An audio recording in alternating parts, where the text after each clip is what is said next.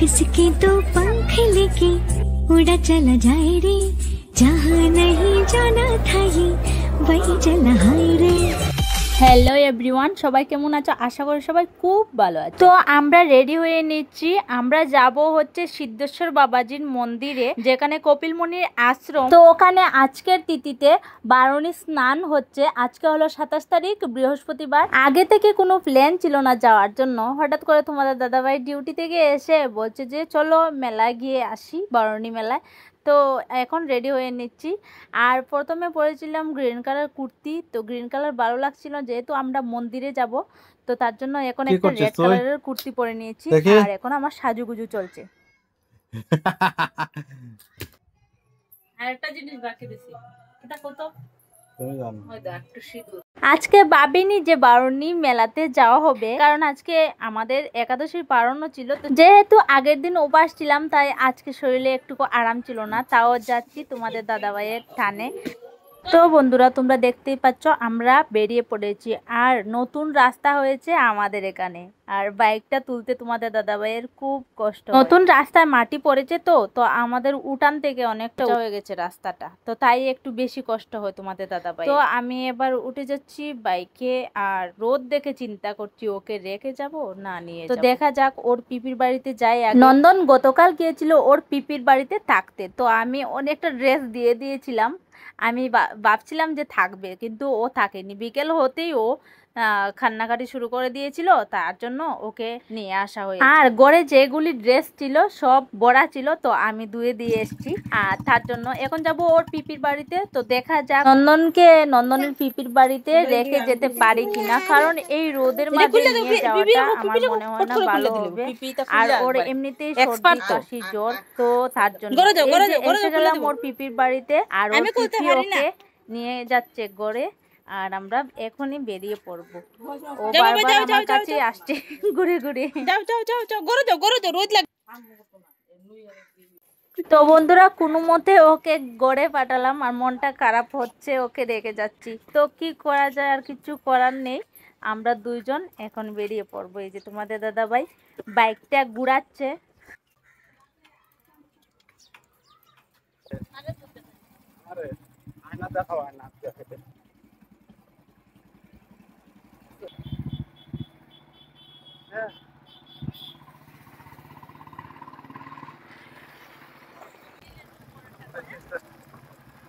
আমাদের বাড়ি থেকে প্রায় 50 মিনিটের রাস্তা সিদ্ধেশ্বর বাবাজির মন্দির।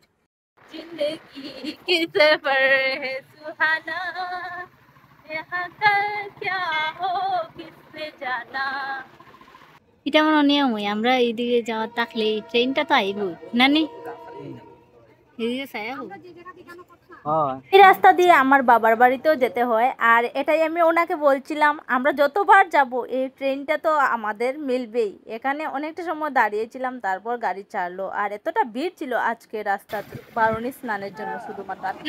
তো বন্ধুরা, আমরা সিদ্ধেশ্বর বাবার মন্দিরের কাছেই এসে গেলাম। আর এসে বাইক রেখে এখানে তোমাদের দাদাভাই একটা জলের বোতল নিচ্ছিল। তারপর এখন আমরা হেঁটে হেঁটে যাচ্ছি। আজকের তিথিটা এত ভালো, সকাল 5টা থেকে শুরু হয়েছে স্নান, আর 8টা 26 মিনিটে শেষ। বন্ধুরা, এখানে সকালবেলাতে আরো বেশি ভিড়, পা রাখার মতো জায়গা থাকে না, কারণ আমরা জানি প্রত্যেক বছরে সকালবেলাতেই আসি। এই প্রথমবার দুপুর বেলাতে এসছি, আর এসে দেখি দুপুর বেলাতে অনেকটা ভিড়।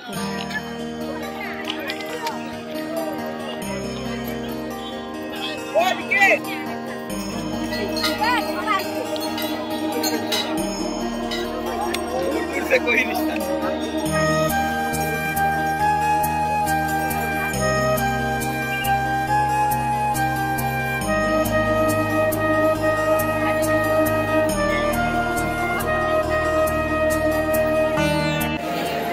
দেখো না, ওই দেখো না যারা ভিড় কম হয়ে গেছে দুপুর বেলা। নানি মেলা তো ওই পারে বড় ওই মেলা, ওই যে ব্রিজ।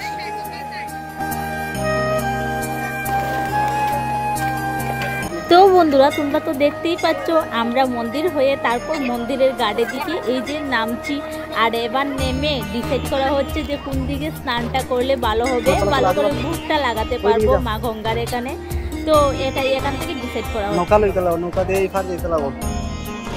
আমার প্রতিদেব বলছিল যে নৌকা দিয়ে মধ্যে দ্বীপে গিয়ে তারপর স্নান করবে। তো আমি বলে দিলাম না বাবা, আমি তো মন্দিরের ঘাটে দিকে স্নান করব আর মন্দিরের ঘাটে দিকেই ভোগটা লাগাবো। তো এখানে আমরা নেমে গেছি। এই যে তো এখানে এসে আমার কিন্তু অনেক ভয় লাগছে। তো তোমাদের দাদাভাই একটু সাহস দিয়ে দিল। তো আমি আস্তে আস্তে করে নেমে তারপর যে দেখতেই পাচ্ছ আমি কিভাবে নামছি। আর এখানে পায়ের নিচে বড় বড় পাথর ছিল আর যেগুলো খুব স্লিপ ছিল।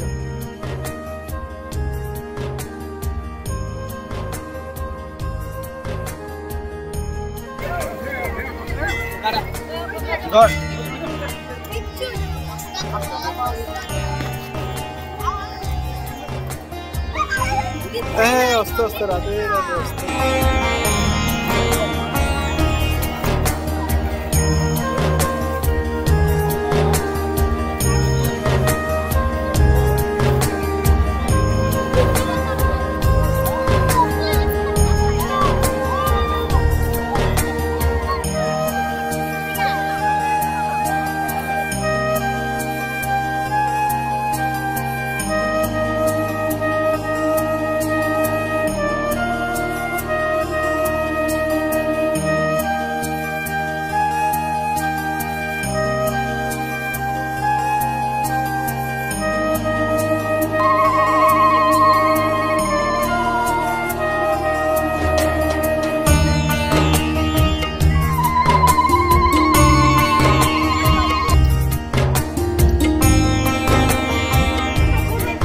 মা গঙ্গার এখানে আমার ভোগ লাগানো শেষ। আর এবার তেল, সিন্দুর, ঘি, মধু সব এক এক করে দিয়ে দিচ্ছি।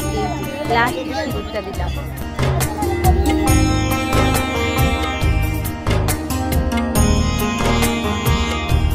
এতক্ষণ আমার প্রতিদেব আমাকে খুব সুন্দর করে ভিডিও করেছে। আর এখন আমার তো পূজা দেওয়া শেষ, স্নান করাও শেষ। এখন আমার প্রতিদেব গিয়েছে স্নান করতে আর আমি ভিডিও। তো তোমাদের দাদাভাই প্রথমে নেমে একটা ডুব দিয়ে এসে এই যে গঙ্গা মাকে প্রণাম করে নিচ্ছে। তারপর কলা আর বাতাস যাওয়ার আগে ঠাকুর মশাই ছিল কয়েকজন, তো ওনাদেরকে প্রণাম টনাম করে তারপর আবার এই যে এখানে কিন্তু বছরে বছরে মহিলাদের জন্য আলাদা করে স্কিন দিয়ে ঘর বানানো হয়, কাপড় বদলানো হয়। তারপরে এই যে প্রতিদেবকে বললাম যে মোবাইলটা একটু সেলফি ক্যামেরা করে ধরো। আমি লিপস্টিক লাগালাম, সিঁদুর লাগালাম। তারপর চলে যাচ্ছি এবার মন্দিরে উপরে উঠে আসতে। মন্দিরের পাশে যেতেই একজন বাবাজি আমাদেরকে এই যে ফুটা দিয়ে দিচ্ছে।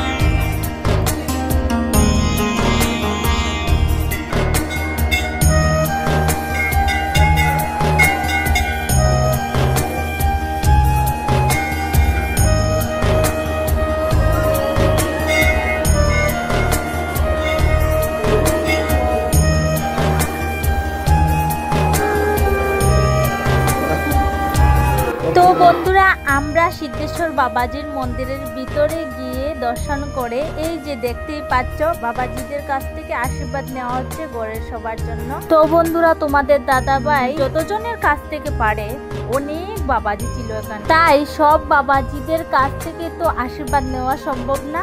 তো অনেক জনের কাছ থেকে পারা যায়, সবাইকে একটু একটু বাঁশি দিয়ে এই যে আশীর্বাদ নিয়ে।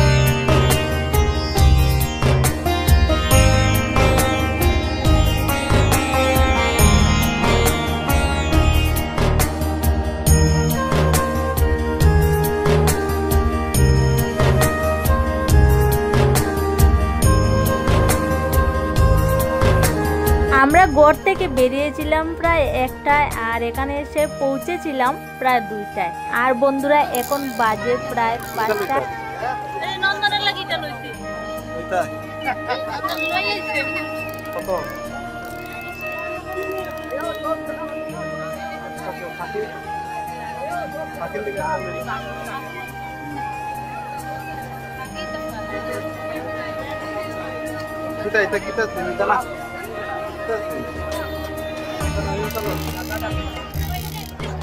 তারপর এই যে ছানা সেদ্ধ খেয়েছি, খেয়ে এই যে বাইকের কাছে এসে গেলাম আর তোমাদের দাদা ভাই ব্যাগটা ভালো করে ফিক্স করে লাগাচ্ছে।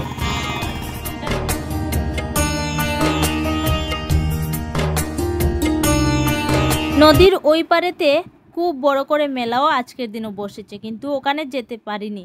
তারপর এই যে চলে আসলাম ওর পিপির বাড়িতে ওকে নিতে। আসা মাত্র তোমাদের নন্দন ওই যে এই গাড়িটা দেখে খুব খুশি। ওই গাড়িটা এই প্রথম দেখেছে বোধহয়, আমরা ছোটবেলায় এটা দিয়ে অনেক খেলেছি, তাই ওর জন্য একটা গাড়ি নিয়ে আসলাম। যাওয়ার সময় পিছুতে নিয়েছিল কিন্তু কান্নাকাটি করেনি। আমি মাকে জিজ্ঞাসা করলাম এসে, মা ও কি কান্নাকাটি করেছিল?